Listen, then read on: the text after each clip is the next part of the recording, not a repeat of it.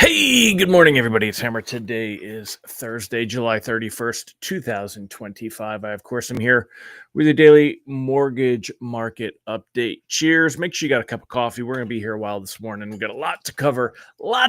Can't wait to hear what you guys have to say.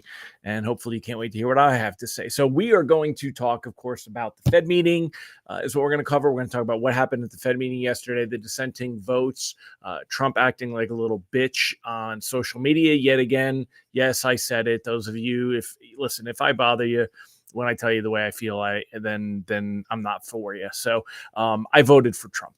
Don't hate me altogether. I'm not an anti-Trumper. I just am an anti acting like an asshole on social media. But anyway, back on track here.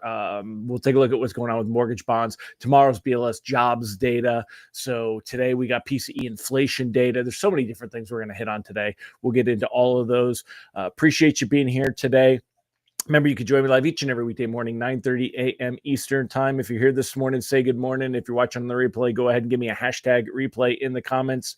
Mr. Ron Siegel, thank you, sir. Appreciate you.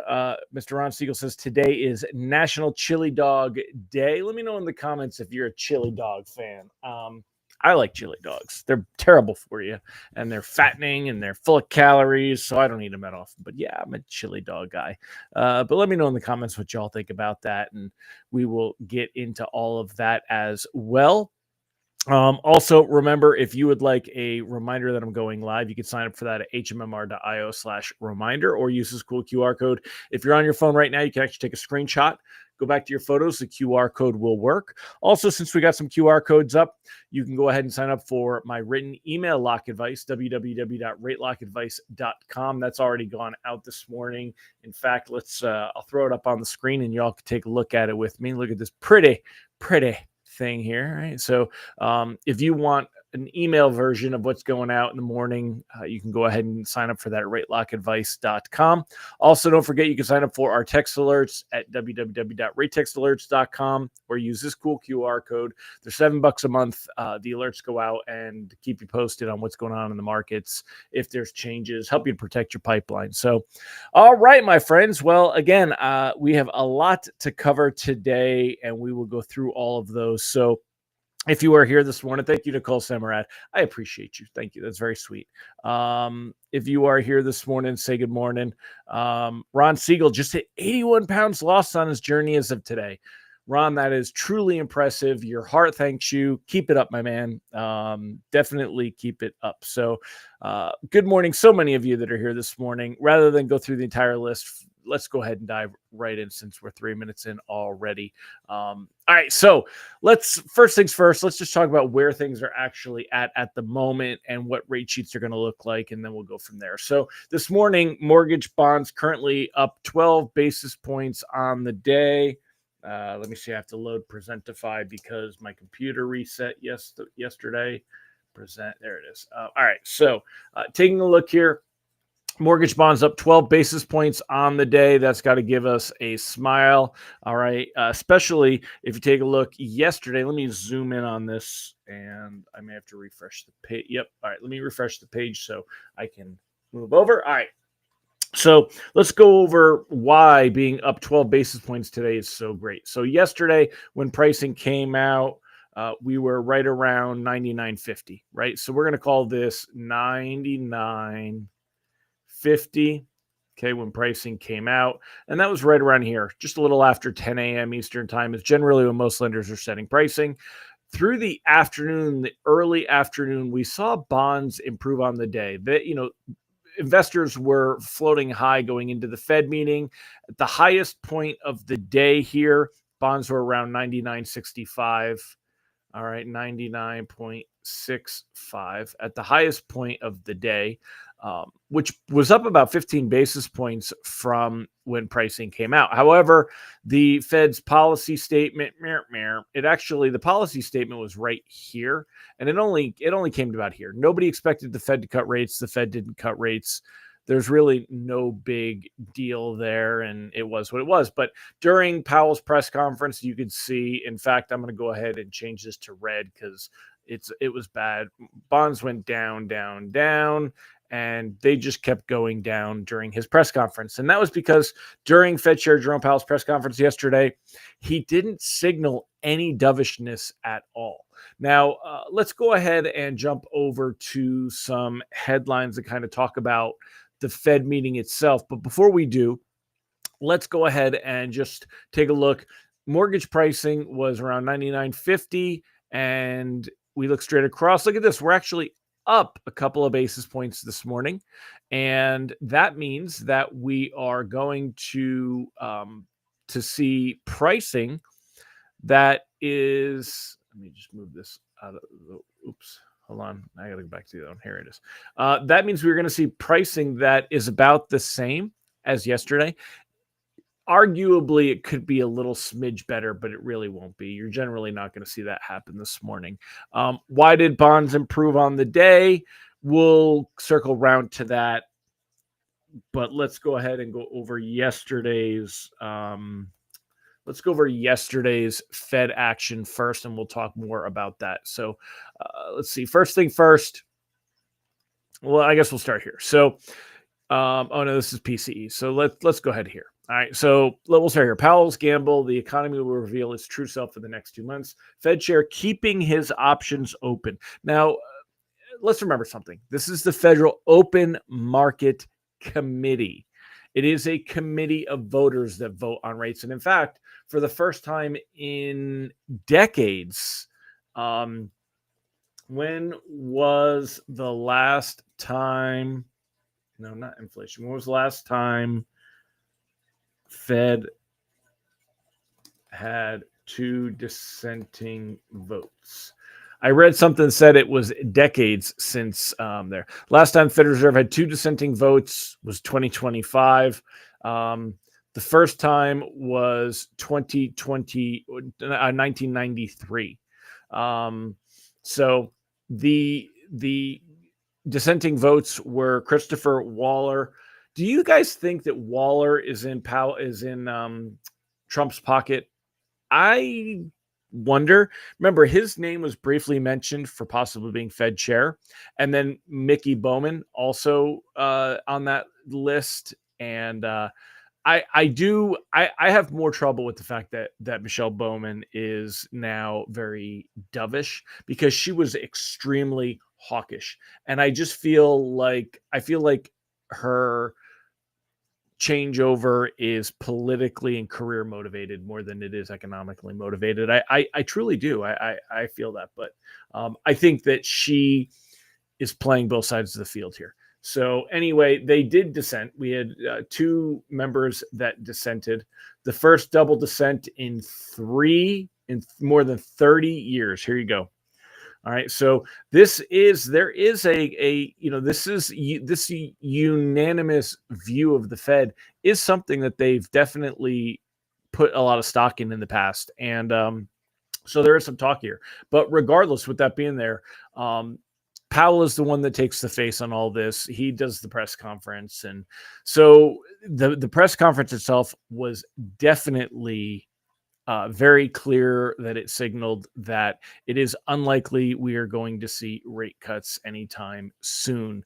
And in fact, if we take a look at Fed futures and September, let me go ahead and take a look here. You could see that in September at the next meeting, markets are now less than a 40% probability of a rate cut. Less than a 40% probability of a rate cut. And if we compare that to where we were the last few days, okay, back a month ago, it was a 75% probability of a rate cut in September. And if we look back a week ago, it was a 60% probability of a rate cut in September. Yesterday, that fell to 45% after the Fed meeting, and it has continued to fall to less than 40%. You're talking almost half, right, of where that probability was just a month ago. Markets don't think that the Fed is going to cut in September. It's starting to drop. I think this will continue to drop lower. Now, it's important to note a few different things here. Number one, even though markets are pricing in a likelihood that the Fed will stand pat in September, And let's take a look through December. December expectation of a single rate cut is 42%. Of double rate cuts is 33%. And that has gone down from 41% a week ago. And this has gone up from 32 to 42%. Markets believing this. So we're seeing the idea that markets are pricing in that we may only get one Fed rate cut this year. However, when you take a look at what effect that had on bonds, bonds are flat. In fact, the 10-year Treasury yield is better than where it was last Friday. Last Friday was at 4.41. 4.41 right here, right? I'm sorry, was this Monday? This is Monday. On Monday, it was 4.41. Last Friday, it was 4.38. Okay. You could see where the 10-year Treasury was here last Thursday, a week ago, and it's better today, even though markets have said that they don't think the Fed is going to cut rates.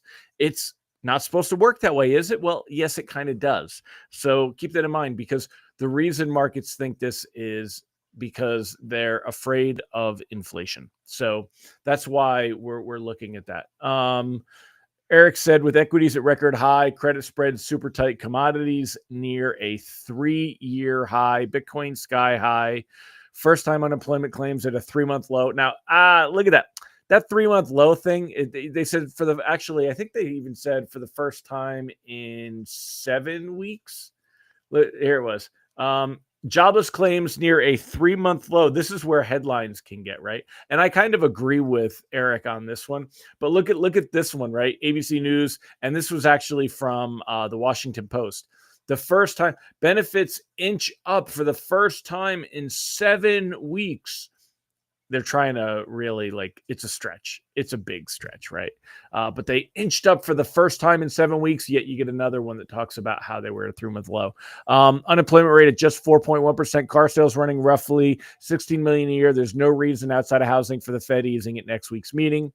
At next month's meeting, by 9/15, things may well be different, but for now, doing nothing is the best call. I agree, Eric. I absolutely agree. I know that Ron said politically motivated when one follows the data. Jerome is always wrong, but at least he's consistent. Ron, I love you. I respect you. I just don't agree with you. I know that people are hurting when you look at the real world, but when you look at the data, it's not there. It doesn't support a cut. I just don't see that there. So anyway, let's just kind of definitely keep this going. Mike says it's so political. Mike, I disagree. It's funny because we definitely usually see eye to eye on this stuff, Ron and Mike and I, but I don't think it's political. And Trump is going to go on his usual tirade and do his whole here. Let me find the Trump article. Here you go. Trump renews feud with Powell over rate cut. Jerome, too late. Powell has done it again. He's too late and actually too angry, too stupid, too political to have the job of Fed chair. But he didn't say he was going to fire him this time, you'll notice, right? He's costing our country trillions of dollars. Said it before and said it again. Trump has a different agenda than the Fed. And Powell was asked this during his press conference yesterday. The Fed is not there to make borrowing costs for the U.S. cheaper. Maybe they should be, and it's an argument that could be made, but that would require a change in their mandate. Their mandate is to maximize employment and stable prices. That's their mandate. And they're focusing on stable prices. Now let's get into the prices bit. The PCE inflation data came out, and it did tick up. It is the numbers that we're looking at here.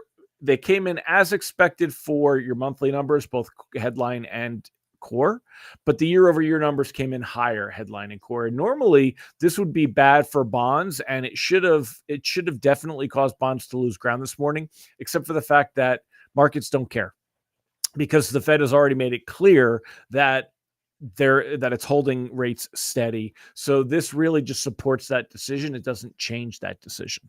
So that's why we didn't see a huge reaction to this, even though inflation did tick higher, and even higher than what was expected. So it was estimated to move higher, and it has moved higher on the year with that. So I think we'll see a little bit more of that next time around. I've already pointed out where I see numbers hitting. when we take a look, let's do Bloomberg's main thing. Trump's, everybody wants the tariffs to have a chance to settle in too, because there's been such games with the tariffs. And again, this part is where it's Trump's agenda to get the tariffs, so he's doing that. Now, it's also important to know that the tariffs are being challenged in court. I don't know what would happen if the tariffs and trade deals are already signed and in place. I don't think they're going to void them. So by the time, they'll push this off, it'll get to the Supreme Court. By the time this actually gets there, even if it were to be ruled that Trump couldn't have used the loophole that he used for national security to do what he did with the trade deals, the tariffs, they'll already be in place. So these trade deals, these are deals, not just tariffs that have been announced. So there's a flurry of trade deals. This didn't really hurt or help bonds this morning. That's why I didn't spend a lot of time with it. We won't go into it too much, but it is definitely something that is there. We talked about PCE inflation. We'll go ahead and hit that jobless claims. They did rise marginally. It was just a tiny bit, but again, the numbers here, there was a forecast of 224,000. It came in at 218,000. So came in slightly better than where it was expected. This is not signs of a weak labor market. Now, tomorrow we get the big labor market reports, BLS jobs data. With that said, let me go ahead and bring up my lock advice email. Let me pull this over here so it's out of the way. All right. Let's go ahead let's chat with you guys on here. So Ron said, he said yesterday the Fed is restrictive. He went on to say inflation is just above their target. He also said there's concern about the labor market. I haven't read the Daily Feather yet, Ron, so I will read that. Those are comments from the Fed chair yesterday. Powell stance, no visible labor market weakening, only slowing in job creation. Yeah, but I can understand the difference between that. It's not true labor market weakening. Even if Fed dropped the rate, mortgages wouldn't change much at all. And I do agree with that as well. I 100% agree with that. And in fact, we definitely should be excited. Let me see if I can load this up on. Let me see if I can add this to this video is actually a pull from what he said directly about the what's there. So hold on a minute. I'm just going to do it. We're going to do it this way, the ghetto way, just so it works. Let's see. How do you justify to somebody who's looking for a house, who's facing a 7% mortgage and maybe can't afford those rates? How do you justify that? The housing is a special case, right? We don't set mortgage rates at the Fed, right? We set an overnight rate, and the rates that go into mortgages are longer term rates, like treasury rates. It might be 30-year rates, it might be shorter than that, but it's not the overnight Fed's rate. It's not that we don't have any effect. We do have an effect, but we're not the main effect. There are other things going on in the housing sector, and one of those is just there's kind of a long-term housing shortage that we have. We haven't built enough housing. This is not something the Fed can help with, and that'll be the case even after things normalize. So I think the best thing that we can do for housing is to have 2% inflation and maximum employment, and that's what we can contribute to housing. So he kind of flipped the script and then went back to the fact that it goes to the Fed's mandate of maximum employment and price stability, and that's kind of what he did on that. I would have liked here's my opinion. The reason that we have just every problem that we have in the housing market right now is due to the government's reaction to COVID and the way that the pandemic was handled and the way that the Fed had to react to the economy and save the economy. Huge quantitative easing, which led to mortgage rates being dropped. Remember, quantitative easing, quantitative tightening, the Fed buying up mortgage-backed securities and manipulating the market or selling them off is actually much more of a market mover than if the Fed were to raise or cut the Fed funds rate. The driving mortgage rates down into the I have hiccups. Driving mortgage rates down into the twos was the kiss of death to this country's housing market. It drove prices up. Prices literally doubled in many markets. My home I bought in 2017 for $415,000. I could easily sell my home for twice that today. 8 years later, my home doubled. It in 2019, I could have sold it for 430, 440, and 2020, and then today, 800,000. That is what happened. What happened was the reaction to COVID. And rates being down, that shows you why it actually is a bad situation. So now you can blame all the people sitting on low interest rates on the fact that that's what we went through. You could blame all of the housing prices and the huge run up in prices on COVID. And what happened is that when rates went back up, housing prices should have started to come down, but we broke the system.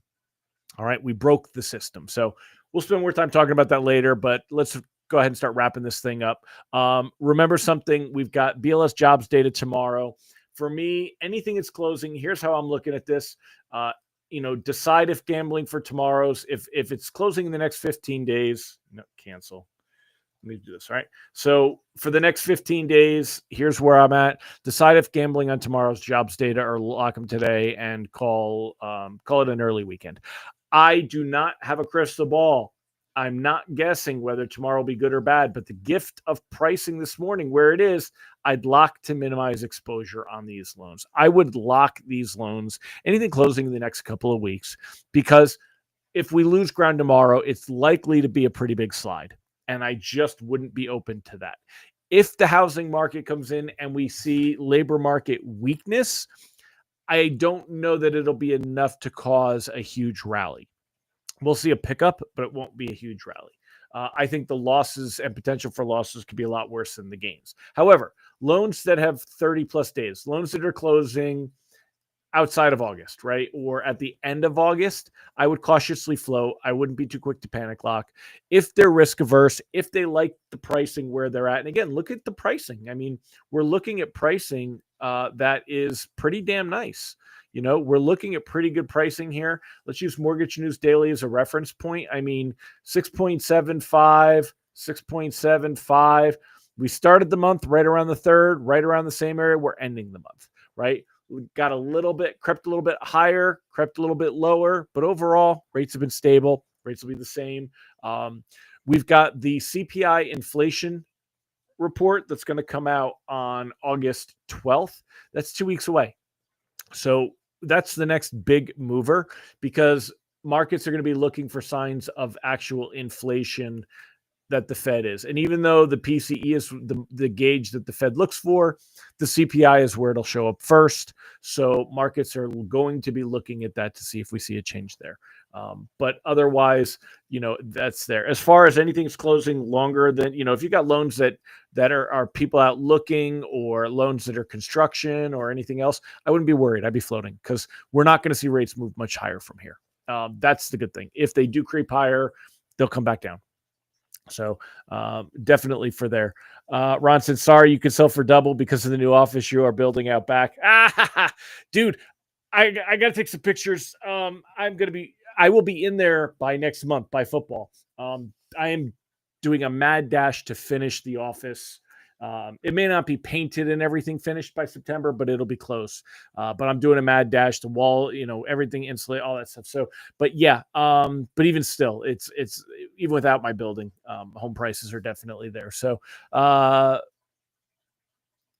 BLS jobs data way less than the last administration. I'm not going to say data doesn't get manipulated. I don't disagree with you there. Not in Florida. Are you saying about home prices? Yeah, but here's the problem with Florida. Florida is dealing with insurance problems, and insurance problems bring a whole nother thing. And that was what many people wrote on my Facebook post when I was saying about home prices. Rates are not the problem. Home prices are the problem. Insurance is the problem. In Florida, insurance is a deal killer right now. How expensive is flood and hurricane and homeowners insurances in Florida? It is, that's a deal killer. So that is going to cause a supply and demand issue. And how many people can afford those prices and are moving to Florida? So that's where it's there. Ron said the BLS data will disappoint us again. and the BS data. I guess the Challenger report is irrelevant to this market. You're digging deep, so, but yeah, Ron said, I'm not gambling when I have to base my info on the BS report from the BLS. And that's it. I agree. I don't,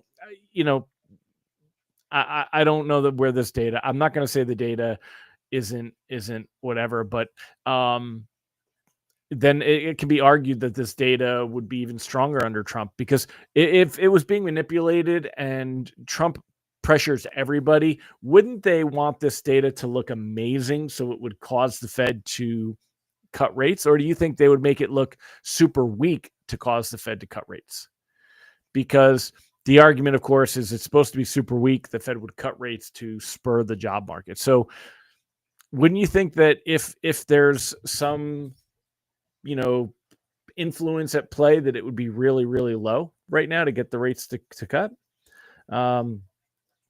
Yeah, Ron, California is its own animal. It definitely is. I think everybody would agree.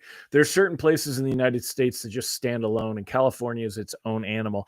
The industries that are able to keep that market, the Silicon Valley money, the Chinese money. Yeah, definitely Chinese money, y'all. There's a lot of money there when you look at like the Bay Area and the number of Chinese that are there.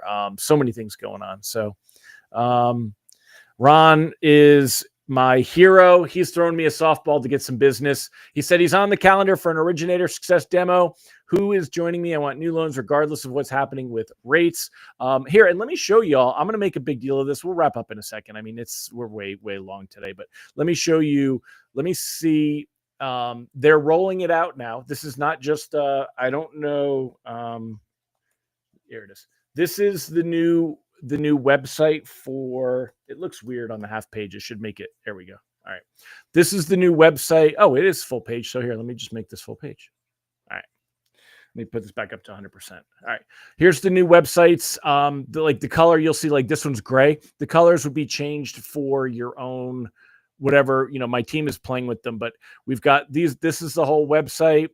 Buying a home and all, already working with somebody else, what FAQ questions. And you'll notice everything like get pre-qualified, and it takes us to your contact page where we can go ahead and click call me, and it will call. It's opening a link to call. I click text, and it's going to go ahead and open my messages, and it's creating a text message, a new text message, right? And they could email, they click email, and it opens up an email about what they want to do. So, I mean, all of this is, these are the new websites. They're fully dynamic. You could turn things on and off. There's sections that are specific if you're a broker, but these we've been testing them. They get really great feedback with consumers. They're creating business. So definitely check those out. Oh, look at this. He's making it colorful. He's being a goof. Anyway, that's what we've got going on there. Thank you, Ron, for the softball. I appreciate you, sir. If y'all are interested in taking a look at Originator Success, go to originatorssuccess.com and schedule some demo. The website's one component of all of what we do. We focus on building your online brand, generating reviews, helping you to be found, be chosen, be remembered. In this market, I do have, we send out content to keep you in front of past clients, a whole bunch of things. So, yeah, Mike, you can say goodbye, lead pops. Definitely. You can jump on the demo. Just go to originatorssuccess.com. You can hop on the demo, and that'll be fired up. So I appreciate you, Ron. Thank you, sir. Appreciate that a lot. All right, everybody. Well, you guys have a fantastic day. Thank you for the conversation. And one thing we can all agree on, since today is National Chili Dog Day, is chili dogs are pretty damn awesome. I like chili dogs with onions, baby, with onions. So, all right, y'all, I'm going to wrap it up. You guys have a fantastic one. I'll see you tomorrow. Bye-bye. We'll talk. I got a lot to talk about tomorrow, too. So, bye-bye.